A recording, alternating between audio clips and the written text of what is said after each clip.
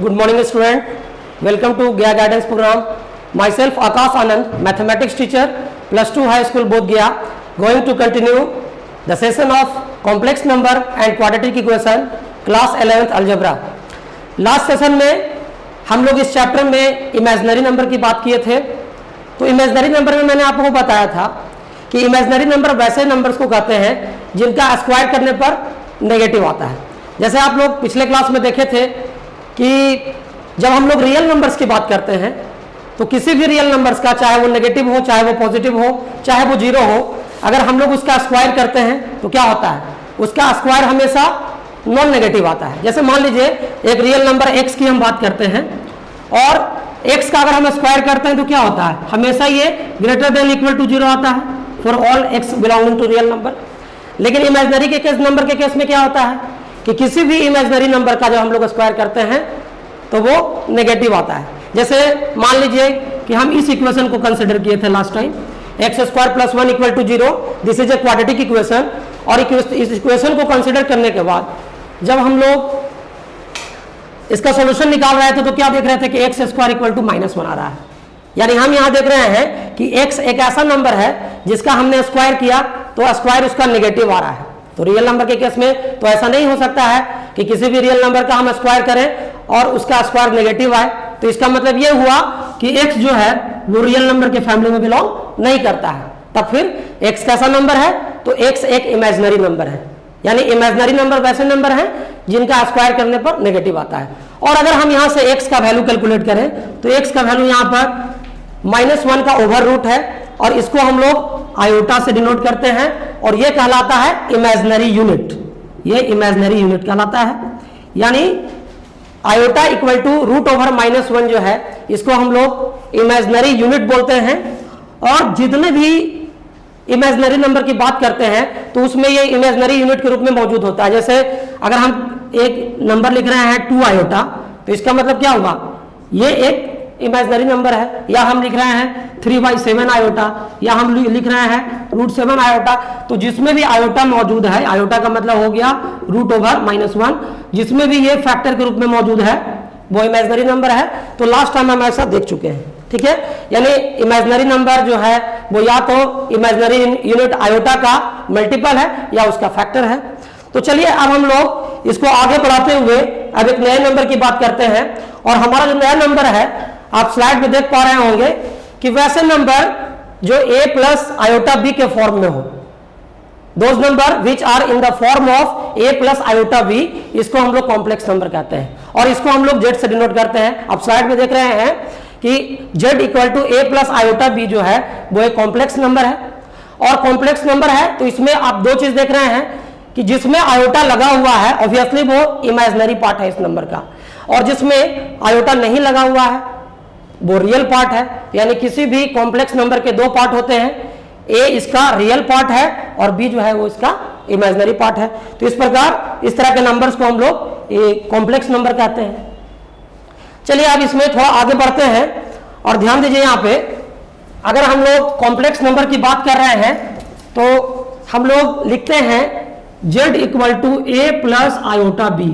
किसी किसी बुक में z equal to x plus iota y भी लिखा हुआ मिल सकता है. बात एक ही है, हम z equal to a plus iota b बोले या z equal to x plus iota y बोले, ये हमेशा कॉम्प्लेक्स नंबर के जनरल फॉर्म को रिप्रेजेंट करता है. तब इसमें आप यहाँ पर ये चीज हम लोग को समझना है कि ये जो b है, b जो है वो क्या है, इमेजिनरी पार्ट है. ये कॉम्प्लेक्स नंबर का इमेजिनरी पार्ट है और ये क्या है हमारा, ये हमारा रियल पार्ट है. तो इसलिए हम यहाँ हमेशा लिखते हैं रियल जेड. अगर लिखना होगा आर ई फॉर रियल, तो रियल जेड की अगर बात करेंगे तो रियल जेड हमारा ए हो जाएगा और इमेजिनरी जेड की बात करेंगे तो ये हमेशा हमारा बी हो जाएगा. उसी प्रकार से अगर इसमें देखें तो इसमें आपका रियल जेड जो है वो एक्स है और इमेजिनरी जेड जो है वो इसमें वाई है. तो इस प्रकार से हम देख रहे हैं कि किसी भी कॉम्प्लेक्स नंबर में एक रियल पार्ट होता है और एक इमेजिनरी पार्ट होता है. और चूंकि रियल पार्ट और इमेजिनरी पार्ट दोनों मिक्सअप हो गए तब कॉम्प्लेक्स नंबर बन गया. ऐसे हिंदी में कॉम्प्लेक्स नंबर को सम्मिश्र संख्याएं बोलते हैं. सम्मिश्र इसलिए बोलते हैं क्योंकि ये मिश्रण है. किसका मिश्रण है, तो रियल नंबर का और इमेजिनरी नंबर का, दोनों का मिक्सचर है ये. ठीक है, अब देखिए थोड़ा सा हम लोग सेट की बात करते हैं, आप लोग सेट थ्योरी पढ़ चुके हैं, तो सेट थ्योरी में आपने पढ़ा था यूनिवर्सल सेट। तो अगर हम कहते हैं कि कॉम्प्लेक्स नंबर सभी नंबर्स का यूनिवर्सल सेट है, तो ये कैसे, किस तरह से हम इसको एक्सप्लेन कर सकते हैं? आप देख लीजिए कि आप यहां पर देख पा रहे हैं कि यहां पर कॉम्प्लेक्स नंबर जो है इसको हमने दो पार्ट में डिवाइड किया है, रियल नंबर और इमेजिनरी नंबर। तो आप देखिए यहां पर जो रियल नंबर हमारा है, यहां पर आप देख लीजिए कि रियल नंबर जो है दो तरह के होते हैं, रेशनल नंबर और इरेशनल नंबर। तो देखिए कॉम्प्लेक्स नंबर को हमने दो पार्ट में बांटा है, रियल नंबर और इमेजिनरी नंबर। तो रियल नंबर जो है उसमें रेशनल नंबर भी आते हैं और इरेशनल नंबर भी आते हैं। अब रेशनल नंबर में कौन कौन आते हैं? रेशनल नंबर में आपके नेचुरल नंबर आते हैं, नेचुरल नंबर काउंटिंग नंबर्स को बोलते हैं, और नेचुरल नंबर में जब जीरो को शामिल करते हैं तो होल नंबर बन जाता है। और जब हम लोग negative of the natural number, zero और नेचुरल नंबर सबको अगर एक साथ मिलाते हैं तो हम लोग का इंटीजर्स का सेट बन जाता है ना। और इंटीजर्स के बाद अगर दो इंटीजर न्यूमरेटर और डिनोमिनेटर के फॉर्म में लिखे हुए रहे, यानी वैसे नंबर जो p बटा q के फॉर्म में हो, जहां p भी इंटीजर है और q भी इंटीजर है लेकिन q नॉट इक्वल टू 0 हो, तो ऐसे नंबर को हम लोग रेशनल नंबर बोलते हैं। लेकिन वैसे रियल नंबर जो रेशनल नहीं है उनको हम लोग इरेशनल नंबर बोलते हैं। तो ये हम देख रहे हैं कि नेचुरल नंबर हो, होल नंबर हो, इंटीजर हो, रेशनल नंबर हो या इरेशनल नंबर हो, ये सारे रियल नंबर्स के अंतर्गत आते हैं। और इमेजिनरी नंबर की बात तो हम लोग पहले ही कर चुके हैं कि इमेजिनरी नंबर वैसे नंबर को कहते हैं जिनका जब हम स्क्वायर करते हैं तो वो क्या होता है, तो वो नेगेटिव आता है। तो अगर रियल नंबर और इमेजिनरी नंबर को अगर कंबाइंड कर दिया जाए तब हमारा कॉम्प्लेक्स नंबर बनता है। तो इस तरह से हम कह सकते हैं कि complex number is the universal set of all the numbers. अब देखिए हम इसको ब्लैक बोर्ड पर इसको हम एक्सप्लेन करके आपको बताते हैं, जरा ध्यान दीजिएगा इधर। देखिए यहां पर अगर हम लोग सेट थ्योरी के नेचुरल नंबर के सेट की बात करें तो नेचुरल नंबर के सेट को हमेशा 1 से n से रिप्रेजेंट करते हैं, और इसमें आप देख लीजिए 1 2 3 4 ये dot dot dot up to infinity चला जाएगा। तो आप देख लीजिए ये जो नेचुरल नंबर का सेट है, जो काउंटिंग नंबर का सेट है। इसके बाद अगर हम लोग बात करते हैं होल नंबर की, तो होल नंबर में क्या होता है कि 0 1 2 3 4 अप टू इन्फिनिटी। आप देख रहे हैं कि नेचुरल नंबर के सेट में जब जीरो को इंक्लूड करते हैं तब क्या बन जाता है, तब बन जाता है हमारा होल नंबर। और जब हम लोग जो है नेचुरल नंबर को भी लिख देते हैं और हम लोग जीरो को भी लिख देते हैं और negative of the natural number को लिखते हैं, तो देखिए इस प्रकार क्या होता है, इस प्रकार हमारा इंटीजर्स का सेट बन जाता है। ये आपका पॉजिटिव इंटीजर है, ये आपका नेगेटिव इंटीजर है और ये क्या है, जीरो है। तो अब हम लोग देख रहे हैं कि नेचुरल नंबर, होल नंबर और इंटीजर का सेट हम लोग देख रहे हैं। अब हम लोग बात करते हैं क्यू क्या है, तो क्यू जो है वो हमारा सेट ऑफ रेशनल नंबर है। तो सेट ऑफ रेशनल नंबर है तो हम लोग रेशनल नंबर को इस प्रकार से डिवाइड करते हैं कि रेशनल नंबर एक ऐसा नंबर है जिसमें ये रेशनल नंबर x जो है p बटा q के फॉर्म में होता है, जहां p और q दोनों इंटीजर्स होते हैं, लेकिन यहां पर q जो है वो नॉट इक्वल टू 0 होता है। तो हम लोग ऐसे सेट को हम लोग कहते हैं रेशनल नंबर। तो रेशनल नंबर में क्या होगा, जितने भी नेचुरल नंबर हैं वो भी रेशनल नंबर में आ जाएंगे, क्योंकि अगर कोई भी नेचुरल नंबर लिखते हैं और अगर उसके नीचे 1 लगा देते हैं तो ये p बटा q के फॉर्म में हो गया कि नहीं, ये भी इंटीजर है, ये भी इंटीजर है, तो ये एक रेशनल नंबर है। या होल नंबर भी अगर 0 है, 2 है, 5 है, नीचे 1 लगा देते हैं तो फिर से ये रेशनल हो गया। या इंटीजर के नीचे अगर 1 लगाते हैं तो फिर ये रेशनल हो गया। तो इस तरह से हम कह सकते हैं कि नेचुरल नंबर, होल नंबर और इंटीजर ये सभी रेशनल नंबर हैं। और रेशनल नंबर ऐसा भी हो सकता है -4 बटा -3 या 7 बटा 2 या -11 बटा 7, यानी ऊपर में भी p इंटीजर हो और नीचे में भी q इंटीजर हो, लेकिन नीचे का इंटीजर q जो है नॉट इक्वल टू 0 होना चाहिए। तो इस प्रकार हम देख रहे हैं कि ये सभी जो है मतलब सेट है, जिसमें हम ऐसा कह सकते हैं कि ये जो नेचुरल नंबर है वो सबसेट है किसका, होल नंबर का। और होल नंबर सबसेट किसका है, तो होल नंबर इंटीजर का सेट है। और इंटीजर किसका सबसेट है, तो इंटीजर जो है वो रेशनल नंबर का सेट है। और अगर रेशनल नंबर के अलावा एक और नंबर होता है रियल नंबर में, जिसको हम लोग इरेशनल नंबर कहते हैं, लेकिन वो नंबर p बटा q के फॉर्म में तो होता है, लेकिन उसमें p या q दोनों अगर एक साथ इंटीजर नहीं हो। मान लीजिए कि एक ऐसा नंबर लेते हैं √2 बटा 5, इसमें देखिए q तो इंटीजर है लेकिन p इंटीजर नहीं है। या हम लोग लिख देते हैं, मान लीजिए हम लिख देते हैं 2/√5, तो यहाँ p इंटीजर है लेकिन q इंटीजर नहीं है, या हम लिखते हैं √3/√5, इसमें p और q दोनों इंटीजर नहीं है।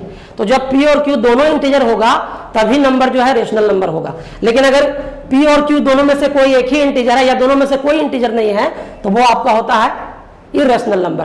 तो इरेशनल नंबर के सेट को रिप्रेजेंट करने का कोई फॉर्मेट नहीं है, हमेशा हम लोग ऐसा कर देते हैं कि रियल नंबर के सेट में से अगर हम रेशनल नंबर के सेट को माइनस कर दें तो हम लोग इसको ऐसे भी लिख सकते हैं, ऐसा सेट जो होता है वो इरेशनल नंबर का होता है। तो रेशनल नंबर और इरेशनल नंबर मिला करके रियल नंबर होते हैं। तो यहाँ पर ये जो सेट होगा वो रियल नंबर का होगा। तो आप देख रहे हैं कि natural number is a subset of whole number is a subset of integer is a subset of rational number and rational number is a subset of real number. ठीक है, तो आप यहां पर देख लीजिए, हम यहां कहते हैं कि real number is a subset of complex number, यानी हम ये कह रहे हैं कि जितने भी रियल नंबर हैं वो कॉम्प्लेक्स नंबर के सबसेट है। तो ऐसा कैसे हो सकता है, एकदम आसानी से आप इसको समझ सकते हैं। देखिए हमने लिख दिया यहां पर 7, या हमने लिख दिया यहां पर -5, या हमने लिख दिया यहां पर 3, तो आप तुरंत कहिएगा कि भाई ये तो सब रियल नंबर है, ये कॉम्प्लेक्स नंबर कैसे हुआ। तो क्या हम इसको ऐसे लिख सकते हैं i इंटू 0, क्योंकि 0 में किसी चीज से मल्टीप्लाई करेंगे तो 0 ही आएगा। तो अगर हम 7 को 7 प्लस आयोटा 0 कर दें, या -5 को -5 प्लस आयोटा 0 कर दें, या इसको भी 3 प्लस आयोटा 0 कर दें, तब तो ये कॉम्प्लेक्स नंबर के फॉर्म में आ ही गया। तो इस तरह से कह सकते हैं कि every real number can be expressed as a complex number, यानी प्रत्येक कॉम्प्लेक्स नंबर जो है वो मतलब वो प्रत्येक रियल नंबर जो है वो कॉम्प्लेक्स नंबर के फॉर्मेट में लिखा जा सकता है। इसका मतलब जो है कि जो कॉम्प्लेक्स नंबर है is the universal set of real number. और अगर इमेजिनरी नंबर की बात करें तो इमेजिनरी नंबर तो होगा ही कॉम्प्लेक्स नंबर, क्योंकि अगर मान लीजिए कि हमने एक इमेजिनरी नंबर लिख दिया 2i, this is imaginary number, या मैंने लिख दिया 5i, ये भी एक इमेजिनरी नंबर है। लेकिन अगर इसके आगे हम 0 प्लस कर दें, 0 प्लस 2i, तब तो ये कॉम्प्लेक्स नंबर के फॉर्मेट में आ गया। या -5i है, इसके आगे 0 लगा दिए तो ये भी कॉम्प्लेक्स नंबर के फॉर्मेट में आ गया। तो इस प्रकार हम कह सकते हैं कि complex number is the universal set of all types of number, क्योंकि 10th क्लास तक तो हम लोग रियल नंबर के बारे में पढ़े थे, 11th क्लास में इमेजिनरी नंबर के बारे में भी पढ़ चुके हैं। तो रियल नंबर और इमेजिनरी नंबर के अलावा अब कोई दूसरा नंबर बचा ही नहीं, और सभी रियल नंबर और इमेजिनरी नंबर को कॉम्प्लेक्स नंबर के फॉर्म में एक्सप्रेस किया जा सकता है। तो इस प्रकार हम कह सकते हैं कि जितने भी नंबर्स हैं वो सारे नंबर कॉम्प्लेक्स नंबर के ही सबसेट हैं, यानी कॉम्प्लेक्स नंबर का जो सेट है वो क्या है, वो एक यूनिवर्सल सेट है सारे नंबर्स का। और एक बात हम आपको बताना चाहेंगे कि कॉम्प्लेक्स नंबर जो है इसको हम इसके सेट को हम लोग C से डिनोट करते हैं। C जो है is the set of complex number, जिसको हम इस तरह से लिख सकते हैं कि C एक मतलब एक ऐसा नंबर है जो a प्लस आयोटा b के फॉर्म में हो, जहां a और b दोनों रियल नंबर है। ये तो C जो है वो एक सेट है, ये सेट है कॉम्प्लेक्स नंबर का। ठीक है, तो इस प्रकार आप समझ गए हैं कि कॉम्प्लेक्स नंबर जो है वो सभी नंबर्स का यूनिवर्सल सेट है। ठीक है, अब देखिए, अब यहाँ पर हम इस थोड़ा डायग्राम को देखें, जरा ध्यान दीजिएगा इस डायग्राम को।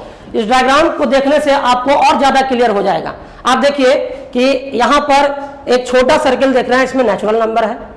ठीक है, तो नेचुरल नंबर में काउंटिंग नंबर आ गया, लेकिन अगर इसमें 0 लगा देंगे तो पूरा होल नंबर हो गया।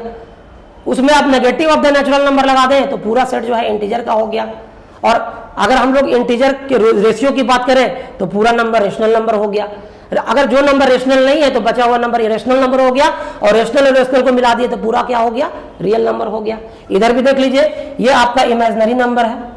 अगर इमेजिनरी नंबर है तो a प्लस आयोटा b के फॉर्म में है। अगर इसमें मान लीजिए कि a का वैल्यू 0 हो जाए तो सिर्फ इमेजिनरी नंबर बचेगा, तो ये प्योर इमेजिनरी नंबर है। तो ये इमेजिनरी नंबर के अंदर प्योर इमेजिनरी नंबर तब होगा जब उसका रियल पार्ट 0 हो जाए। अब इस इमेजिनरी नंबर और इस रियल नंबर को पूरे बड़े सर्किल में घेर दिए तो this is a universal set, और कॉम्प्लेक्स नंबर के अंदर ये सारे नंबर्स आ गए, सारे रियल नंबर्स और सारे इमेजिनरी नंबर आ गए। तो इस प्रकार से हम कह सकते हैं कि कॉम्प्लेक्स नंबर जो है सभी नंबर्स का यूनिवर्सल सेट है। ठीक है, चलिए अब लोग यहाँ तो हम लोग अच्छी तरीके से समझ चुके हैं। अब हम लोग टॉपिक में आगे बढ़ते हैं और आगे बढ़ के अब बात करते हैं इक्वलिटी ऑफ कॉम्प्लेक्स नंबर की। चलिए देखिए, यहाँ पर हम बात करने जा रहे हैं कि दो कॉम्प्लेक्स नंबर इक्वल कब कहे जाएंगे, यानी हम लोग दो कॉम्प्लेक्स नंबर के इक्वलिटी की बात कर रहे हैं कि दो कॉम्प्लेक्स नंबर इक्वल कब कहलाएंगे। मान लीजिए कि हमारा एक कॉम्प्लेक्स नंबर है a प्लस आयोटा b। ठीक है, और दूसरा कॉम्प्लेक्स नंबर मेरा है c प्लस आयोटा d।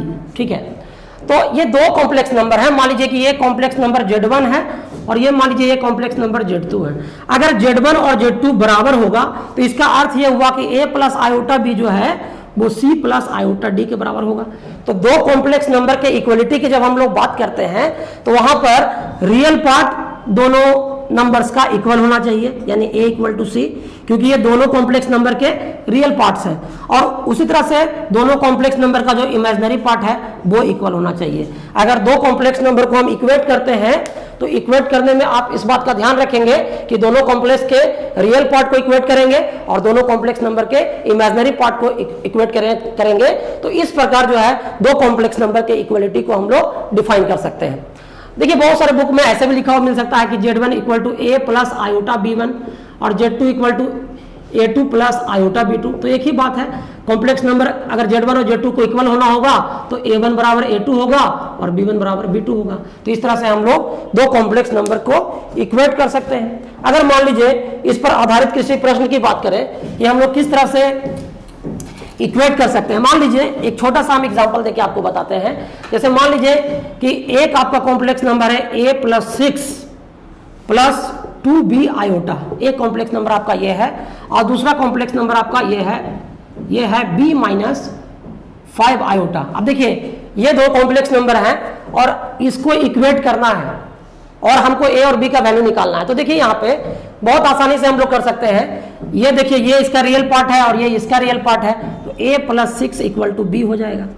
ठीक है, यहाँ पर a प्लस 6 इक्वल टू आपका ये आपका दूसरा जो आपका कॉम्प्लेक्स नंबर है क्वेश्चन में वो है a 6 माइनस 5 आयोटा। तो a प्लस 6 इक्वल टू 6 हो जाएगा। तो ये देखिए 0 से 0 कैंसिल हो जाएगा, तो यहाँ रियल पार्ट हमारा a बराबर क्या आ जाएगा 0, a का वैल्यू यहाँ पर हमारा 0 आ जाएगा। और फिर हम इमेजिनरी पार्ट को इक्वेट करेंगे तो 2b इक्वल टू माइनस 5 होगा। तो यहाँ से b का वैल्यू आपका कितना आ जाएगा -5/2 आ जाएगा। तो इस तरीके से हम लोग दो कॉम्प्लेक्स नंबर को इक्वेट कर सकते हैं। ठीक है, अब देखिए अब जो है हम लोग आगे बढ़ते हैं और कॉम्प्लेक्स नंबर के मॉडुलस की बात करते हैं कि कॉम्प्लेक्स नंबर का मॉडुलस क्या होता है। अब देखिए स्लाइड की ओर जरा देख सकते हैं आप। ये मान लीजिए कि z equal to a plus b iota या आयोटा b हमारा एक कॉम्प्लेक्स नंबर है। तो किसी भी कॉम्प्लेक्स नंबर का जब हम मॉड निकालते हैं तो मॉड को हमेशा इस तरह से रिप्रेजेंट करते हैं, मॉड z इसको बोलते हैं। और ये क्या होता है root over a square plus b square होता है, यानी रियल पार्ट और इमेजिनरी पार्ट के स्क्वायर का सम लेने के बाद जब उसका हम स्क्वायर रूट ले लेते हैं तो इस तरह से किसी कॉम्प्लेक्स नंबर का मॉडुलस निकल जाता है। ठीक है, अब देखिए मॉडुलस के बारे में हम एक और आपको एक बात बताना चाहेंगे कि मान लीजिए कि दो कॉम्प्लेक्स नंबर है, तो दो कॉम्प्लेक्स नंबर में कौन ग्रेटर होगा और कौन लेस होगा ये हम लोग बता ही नहीं सकते हैं, वो इनडिटर्मिनेट है, कोई नहीं बता सकता है। जैसे मान लीजिए कि हमने लिखा 2 प्लस 3 आयोटा और 5 प्लस 2 आयोटा 5 आयोटा, मान लीजिए ऐसा कोई नंबर है। तो हम यहाँ पर इस चीज का कॉन्सेप्ट या इस चीज का कॉन्सेप्ट नहीं बता सकते हैं कि इन दोनों में कौन बड़ा है या कौन छोटा है, ये नहीं बताया जा सकता है। लेकिन हाँ अगर हम इसका मोड निकाल लें दोनों का तो मोड निकाल के तो हम लोग आसानी से बता सकते हैं, क्योंकि मोड अगर किसी भी कॉम्प्लेक्स नंबर का निकालते हैं तो वो रियल नंबर होता है, और जब रियल नंबर होता है तो हम आसानी से उसमें कौन ग्रेटर होगा और कौन लेस होगा ये बता सकते हैं। बट अगर दो कॉम्प्लेक्स नंबर है तो उसको हम कंपेयर करके ये नहीं बता सकते हैं कि कौन बड़ा होगा और कौन छोटा होगा। जैसे देखिए अगर हम एक क्वेश्चन की बात करते हैं कि मान लीजिए कि आपका एक कॉम्प्लेक्स नंबर है z बराबर 2 प्लस 3 आयोटा। अगर मॉड z हम निकालना चाहें तो क्या होगा, देखिए इसमें a का वैल्यू 2 है तो 2 का स्क्वायर और b का वैल्यू 3 है तो 3 का स्क्वायर, तो यहाँ पर 4 प्लस 9 यानी ये आपका रूट अंडर जो है 13 आपका आ गया, ये आपका मॉड निकल गया। या फिर मान लीजिए एक कॉम्प्लेक्स नंबर है -5 -4 आयोटा, अगर इसका मॉड निकालना है इसको z मान लें तो मॉड z इक्वल टू क्या होगा रूट ओवर -5 का स्क्वायर प्लस -4 का स्क्वायर यानी 25 और प्लस 16, तो ये आपका आ जाएगा रूट अंडर 41। तो इस तरीके से हम लोग किसी भी कॉम्प्लेक्स नंबर का मॉडुलस निकाल सकते हैं। ठीक है, तो मोड हम लोग समझ चुके हैं। अब देखिए अब हम लोग कॉम्प्लेक्स नंबर के कंजुगेट की बात करते हैं कि कॉम्प्लेक्स नंबर का कंजुगेट क्या होता है। देखिए हमने यहाँ पर एक कॉम्प्लेक्स नंबर लिया है a प्लस b आयोटा, लेकिन यहाँ पर रियल पार्ट और इमेजिनरी पार्ट के बीच में जो प्लस का साइन है अगर हम इसको माइनस में कन्वर्ट कर दें तो a प्लस बी आयोटा का जो कंजुगेट होगा वो a माइनस बी आयोटा होगा, यानी इस कॉम्प्लेक्स नंबर का कंजुगेट क्या होगा, इसमें प्लस की जगह को मतलब अपोजिट साइन दे देंगे, प्लस है तो माइनस दे देंगे। या मान लीजिए मेरा complex number a minus b iota रहता तो इसका फिर नेगेटिव साइन कर देते तो a प्लस बी आयोटा हो जाता।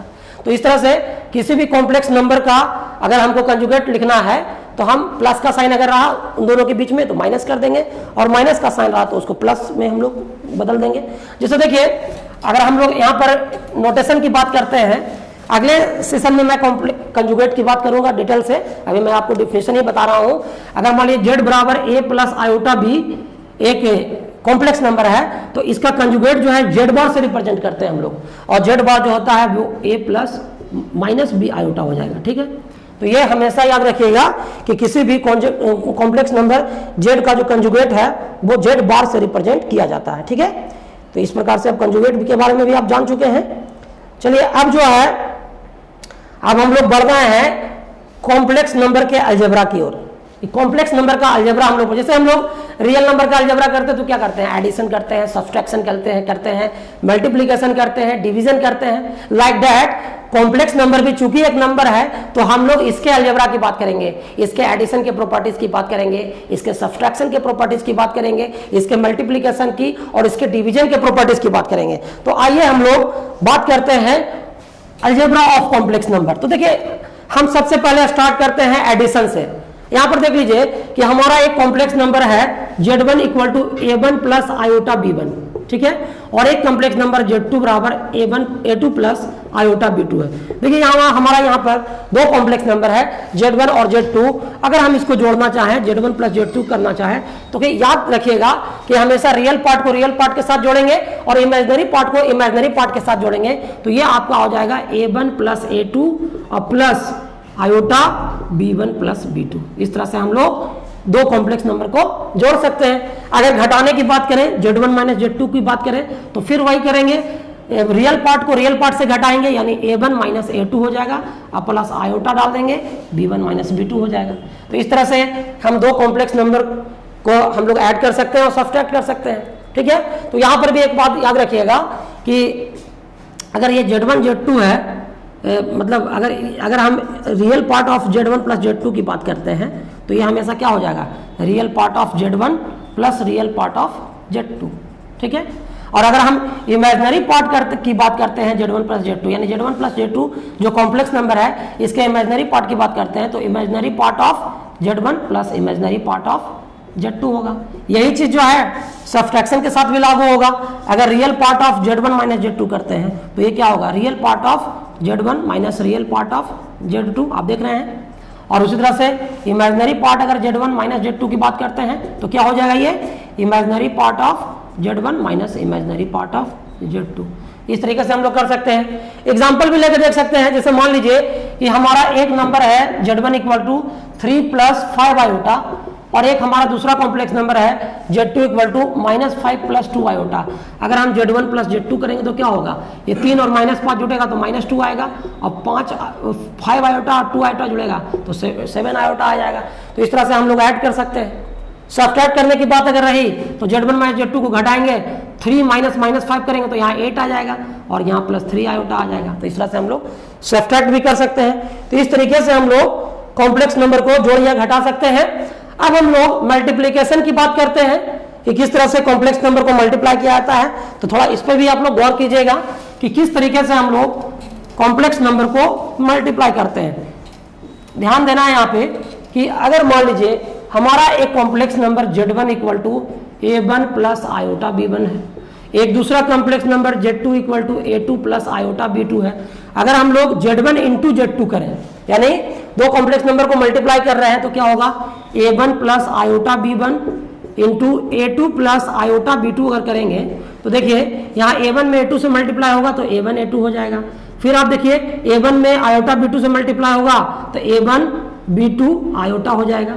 ठीक है, उसी तरह से यहाँ पर आयोटा b1 में इससे मल्टीप्लाई होगा तो ये हो जाएगा आयोटा a2 b1 और प्लस यहाँ आयोटा b1 और आयोटा b2 से मल्टीप्लाई होगा तो आयोटा स्क्वायर b1 b2 हो जाएगा।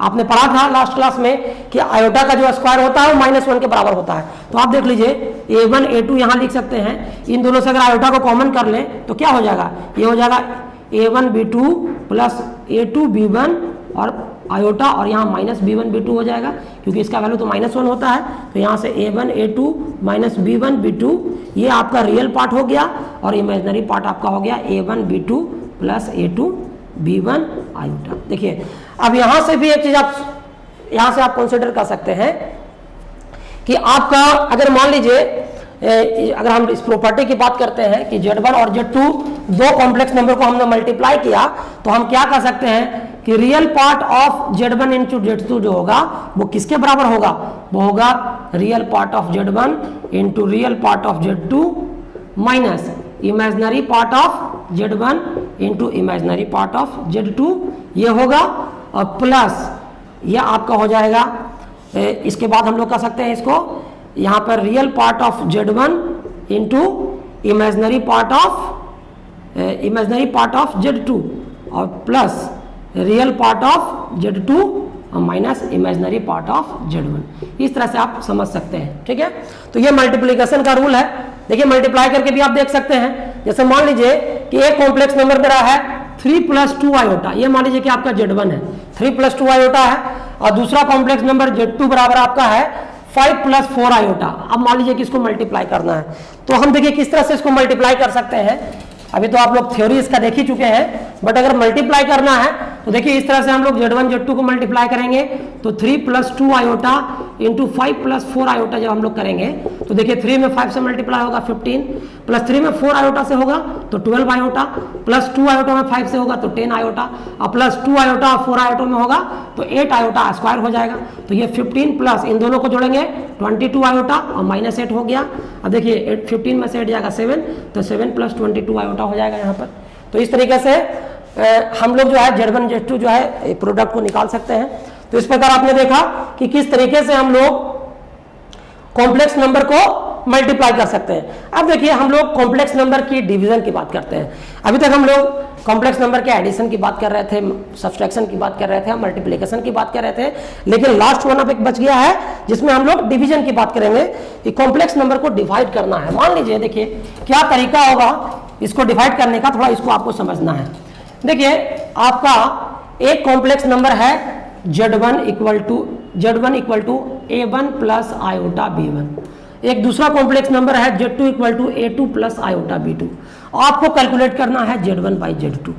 तो देखिए Z1/Z2 कैलकुलेट करना है, यानी A1 plus iota B1 divided by A2 plus iota B2। देखिए इसको कैलकुलेट करने के लिए क्या करिएगा, देखिए एक चीज तो हम कह सकते हैं कि हम एक तरीका से ऐसे कर सकते हैं कि ऐसे केस में हमेशा आप जो डिनोमिनेटर है उसके कंजुगेट से ऊपर नीचे मल्टीप्लाई कर दीजिए। जैसे मान लीजिए यहाँ पर A2 माइनस आयोटा B2 से हम मल्टीप्लाई कर रहे हैं ऊपर नीचे, A2 माइनस आयोटा B2 से मल्टीप्लाई कर दीजिए। अब क्या होगा, इसको जब सॉल्व कीजिएगा तो क्या आएगा, A1 A2 आएगा माइनस A1 B2 आयोटा आएगा और प्लस A2 B1 आयोटा आएगा और क्या आएगा minus iota square B1 B2, ऐसा आ जाएगा। और नीचे देखिए क्या आ जाएगा, नीचे आपका आ जाएगा A2 square minus iota B2 का स्क्वायर। देखिए इस तरह से आ जाएगा। अब देखिए हमने क्या किया, मल्टीप्लाई किया है ना, कंजुगेट से ऊपर नीचे मल्टीप्लाई किए हैं इसके कंजुगेट से।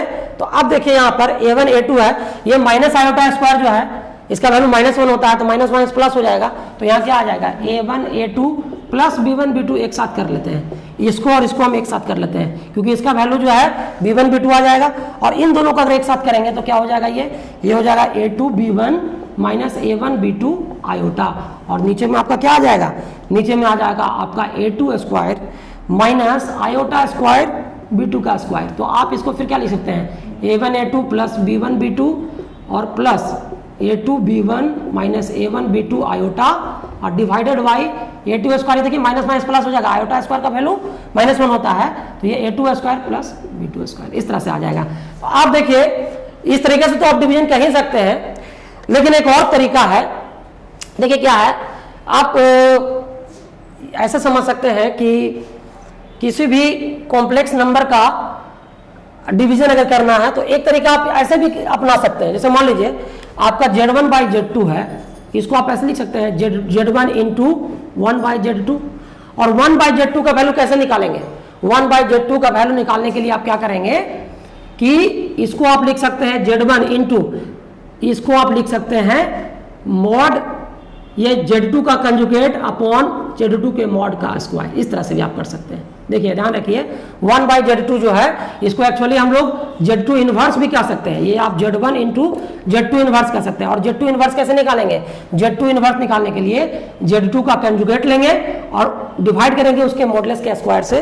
तो इस तरीके से भी आप इसको कैलकुलेट कर सकते हैं। बहुत सारे क्वेश्चंस हैं जिसमें आप इस तरह से कैलकुलेट कर सकते हैं।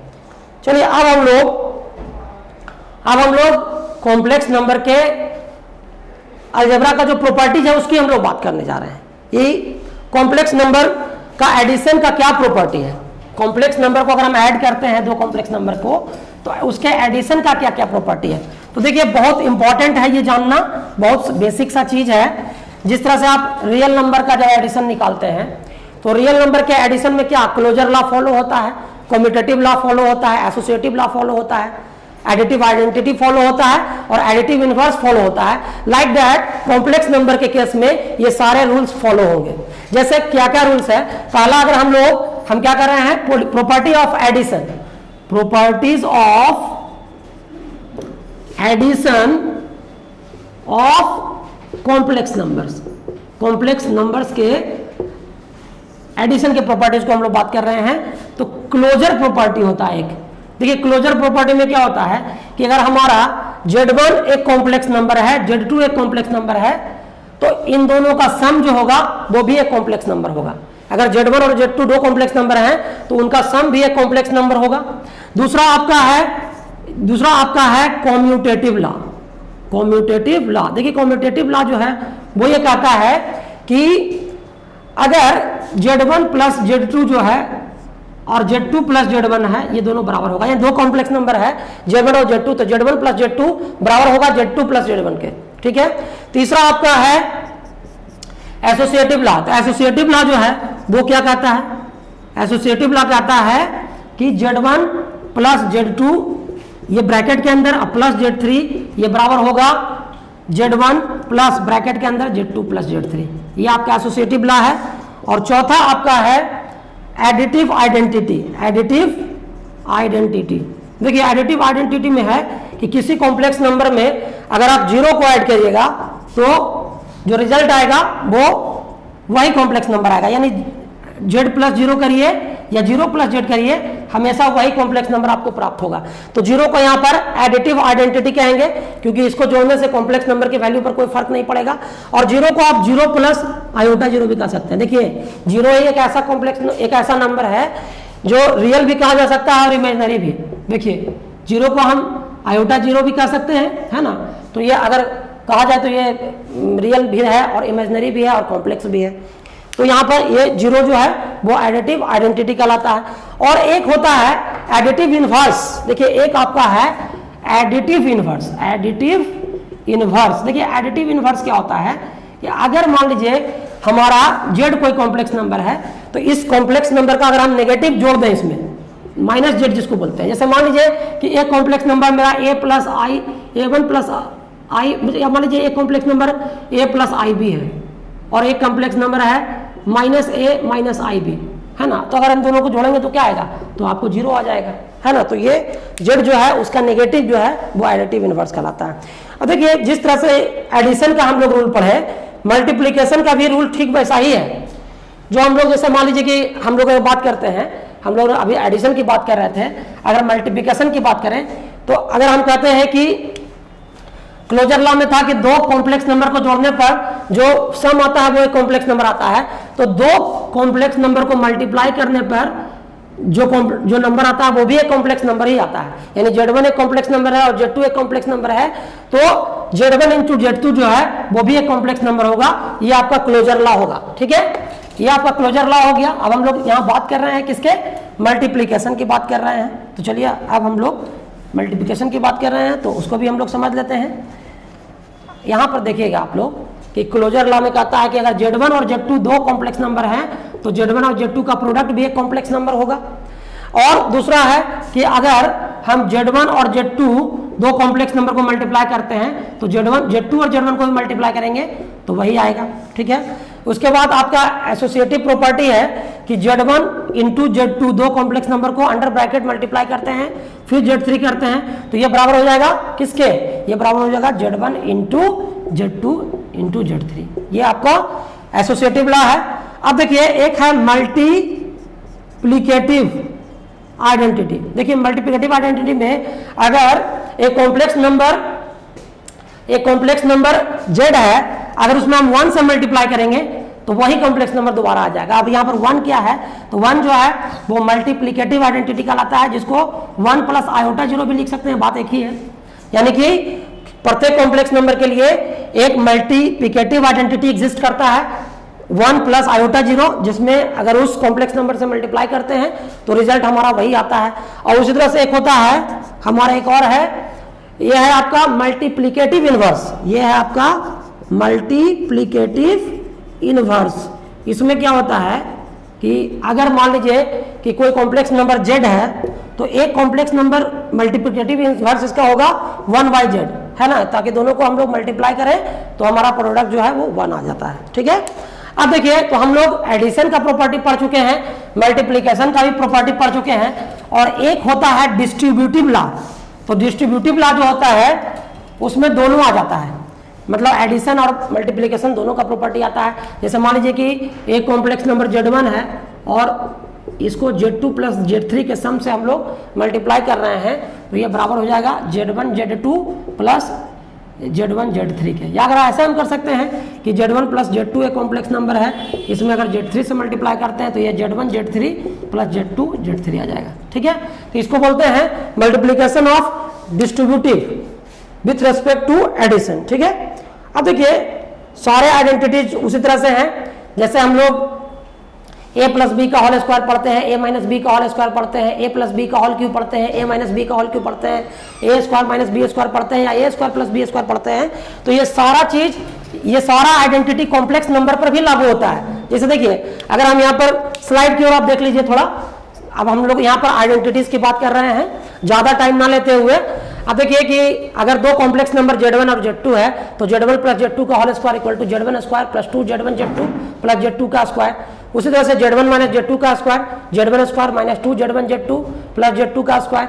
उसी तरह से Z1 प्लस Z2 का क्यू, Z1 माइनस Z2 का Q, Z1 square minus Z2 square. यानी आपने जितने भी फॉर्मूलाज पढ़े हैं रियल नंबर के लिए, अलजेब्रिक आइडेंटिटीज आपने रियल नंबर के लिए जितने भी पढ़े हैं, तो वही सारा चीज जो है कॉम्प्लेक्स नंबर पे भी लागू होगा। इसलिए इस पर ज्यादा विशेष ध्यान देने की जरूरत नहीं है, इसका आप यूटिलाइज डायरेक्टली कर सकते हैं। चलिए अब फटाफट जो है हम लोग कुछ क्वेश्चंस देख लेते हैं, है ना। अब जो है हम लोग इस चैप्टर में कुछ क्वेश्चंस पे आते हैं। देखिए हमारा जो क्वेश्चन है वो क्या क्या है। देखिए एक क्वेश्चन आप यहाँ देख सकते हैं कि if 4x plus iota 3x minus y is equal to 3 plus iota minus 6 where x and y are real number then find the value of x and y। देखिए यहाँ पर एकदम सिंपल सा क्वेश्चन है, ये इक्वलिटी पर आधारित है क्वेश्चन। देखिए ये पहला क्वेश्चन है, ये है 4x plus iota 3x minus y is equal to 3 plus iota minus 6। देखिए इस तरह से दिया हुआ है, हमको x और y का वैल्यू निकालना है। तो आप पढ़े हैं कि दो कॉम्प्लेक्स नंबर को जब हम इक्वेट करते हैं तो हम उसके रियल पार्ट को इक्वेट करते हैं अलग से और उसके इमेजिनरी पार्ट को इक्वेट करते हैं अलग से। तो यहाँ देखिए ये रियल पार्ट इसका, ये जो क्या है यहाँ पर आपका रियल पार्ट जो है 4x है, तो 4x बराबर 3 है, तो x का वैल्यू आप 3/4 निकाल लीजिएगा। और यहाँ पर देख लीजिए, यहाँ पर आपका इमेजिनरी पार्ट की बात करते हैं तो 3x माइनस वाई बराबर माइनस 6 है। अब देखिए यहाँ पर आपने वैल्यू निकाला है x का 3/4 माइनस वाई बराबर माइनस 6। तो यहाँ देखिए 9/4, इस माइनस 6 को इधर लाएंगे तो ये प्लस हो जाएगा इक्वल टू वाई, है ना। तो यह आपका आ जाएगा 4 एलसीएम ले लेंगे तो यहाँ 9 प्लस 24 इक्वल टू वाई, यानी वाई का वैल्यू जो है वो 33/4 आ गया। तो आपने x भी निकाल लिया और y भी निकाल लिया, है ना। तो इस तरह से हम लोग इसको सॉल्व कर लिए। अब देखिए एक अगले प्रश्न की ओर बढ़ते हैं। ये तो क्वेश्चन इक्वलिटी पे आधारित था दो कॉम्प्लेक्स नंबर के। अब दूसरा क्वेश्चन हमारा है कि ये कॉम्प्लेक्स नंबर है -5 आयोटा इंटू 1/8 आयोटा। देखिए अब इसको आपको a प्लस आयोटा b के फॉर्म में लाना है। तो बहुत सिंपल है, देखिए यहाँ -5 है, यहाँ 1/8 है, -5 इंटू 1/8 करेंगे और आयोटा आयोटा में मल्टीप्लाई होगा तो आयोटा स्क्वायर हो जाएगा, तो -5/8 और आयोटा स्क्वायर का वैल्यू क्या होता है, -1 होता है, तो ये आपका आ गया 5/8। लेकिन चूंकि ये रियल पार्ट के रूप में आया है, इसमें इमेजिनरी पार्ट नहीं है, तो इसको हम ऐसे तो लिख ही सकते हैं 5/8 आयोटा 0, इस तरह से लिख सकते हैं। तो ये हम इस नंबर को कॉम्प्लेक्स नंबर के स्टैंडर्ड फॉर्म में ले आए। या मान लीजिए एक और क्वेश्चन है, minus iota into 2 iota into -1/8 iota का ये क्यू है। इसको भी हम लोग इस तरह से कर सकते हैं। जैसे देखिए यहाँ पर एक चीज है, ये माइनस आयोटा, यहाँ देखिए माइनस, इसको जब हम लोग करेंगे तो ये आपका हो गया -1/8 का क्यू करेंगे तो -1/16 आ जाए, माइनस क्या आ जाएगा, ये आपका ये माइनस में ही आएगा और ये माइनस में है तो माइनस माइनस प्लस हो जाएगा, तो क्या हो जाएगा 1/8 गुने 8 गुने 8 करेंगे हम लोग, कितना आ जाएगा, ये आ जाएगा आपका 64 में 8 से गुना करिए, 8 × 32 की जरूरत में 3, 8 × 48 51, आपका आ जाएगा कितना 512 आएगा, है ना, ये 512 आ जाएगा। और यहाँ पर क्या आ जाएगा, ये आयोटा क्यू है और आयोटा का पावर 4, एक आयोटा का पावर 5 हो जाएगा यहाँ पर, है ना, और यहाँ 2 है, 2 भी है, तो ये आपका कट जाएगा कितना, 1 कट जाएगा आपका 256 से कट जाएगा, है ना, और आयोटा का पावर 5 हो गया तो आप क्या कर सकते हैं, 1/256 है, आयोटा का पावर 4 इंटू आयोटा कर सकते हैं, तो आयोटा का पावर 4 का वैल्यू 1 होता है, 1/256 आयोटा आ जाएगा। इसको आप क्या लिख सकते हैं, 0 + 1/256 आयोटा कर सकते हैं। तो इस तरह से ये क्वेश्चन भी सॉल्व हो गया। और इसी तरीके से देखिए और भी क्वेश्चंस हैं जिसको आप सॉल्व कर सकते हैं। स्लाइड पर आप देख लीजिए, अब ये है 5 - 3 आयोटा का क्यू है, ठीक है, या तो इसको a - b के होल क्यू से आप इसको सॉल्व कर सकते हैं, या आपको ये क्वेश्चन है -√3 प्लस -2 प्लस 2√3 माइनस आयोटा, इसको a प्लस आयोटा b के फॉर्म में लिखना है। तो इस तरह के क्वेश्चंस हैं। और भी क्वेश्चंस आप देखिए, मल्टीप्लिकेटिव इनवर्स निकालना है, इस तरह का क्वेश्चन है, 2 - 3 आयोटा है, इसका मल्टीप्लिकेटिव इनवर्स निकालना है। तो देखिए ये सब क्वेश्चन जो है आप आराम से सॉल्व कर सकते हैं, सारा थ्योरी बताया जा चुका है आपको। तो इस तरह के क्वेश्चन को हम थोड़ा देख लेते हैं। देखिए एक क्वेश्चन हमारा ये है, एक क्वेश्चन हमारा यहाँ पर है कि इसका मल्टीप्लिकेटिव इनवर्स निकालना है, 2 - 3 आयोटा का, इसका मल्टीप्लिकेटिव इनवर्स निकालना है आपको, ठीक है। तो मल्टीप्लिकेटिव इनवर्स निकालने के लिए हम क्या बताए थे कि एक फॉर्मूला होता है, ये मान लीजिए जेड है, तो जेड का मल्टीप्लिकेटिव इनवर्स क्या होता है, जेड इनवर्स। और जेड इनवर्स निकालने के लिए क्या है, इसके कंजुगेट में इसके मॉड के स्क्वायर से डिवाइड करते हैं। तो देखिए इसका कंजुगेट क्या होगा, इसका कंजुगेट हो जाएगा 2 + 3 आयोटा, और इसका मॉड अगर निकालेंगे तो क्या हो जाएगा, ये 2 का स्क्वायर प्लस -3 का स्क्वायर। तो आप देख लीजिए यहाँ पर क्या हुआ, 2 + 3 आयोटा, और ये क्या हो जाएगा, √13 हो जाएगा, 9 × 4 13 होता है, तो ये 2/√13 प्लस 3/√13 आयोटा। इस तरह से आप इसको सॉल्व कर सकते हैं, ठीक है। तो ये सॉरी ये इसका स्क्वायर है ना, सॉरी एक चीज, इसका स्क्वायर करेंगे तो रूट हट जाएगा ना हमारा, तो रूट हटा देंगे यहाँ से, तो इस तरह से अब आ जाएगा, ठीक है, रूट यहाँ पर हट जाएगा, ठीक है ना, यहाँ जो इसका स्क्वायर है तो ये रूट हट गया, तो 2/13 प्लस 3/13 आयोटा। इस तरह से हम लोग इसको सॉल्व कर सकते हैं। और भी क्वेश्चंस इस तरह के हैं, एग्जांपल 6 में आप देख सकते हैं। देखिए इसको भी हम लोग सॉल्व कर सकते हैं। इसको सॉल्व करने के लिए जो है इसके कंजुगेट से ऊपर नीचे गुना करके इस तरह का क्वेश्चन हम सॉल्व किए हैं, आप इस तरह से इसको सॉल्व कर सकते हैं। तो देखिए आज के सेशन को हम कैलकुलेट करने जा रहे हैं। आज के सेशन में मैंने जो भी बातें आपको बताई है, एनसीईआरटी के एक्सरसाइज 5.1 से आप बना सकते हैं सारा होमवर्क। तो वीडियो के डिस्क्रिप्शन बॉक्स में ये जो होमवर्क है आप उसको डाउनलोड कर सकते हैं, और साथ ही साथ डिस्क्रिप्शन बॉक्स से आज के लाइव सेशन का जो है आप नोट्स भी डाउनलोड कर सकते हैं। तो यूट्यूब चैनल गया गाइडेंस प्रोग्राम से वीडियो को देखिए और नोट्स को डाउनलोड कीजिए, होमवर्क को डाउनलोड कीजिए और इस वीडियो का फायदा उठाइए। धन्यवाद।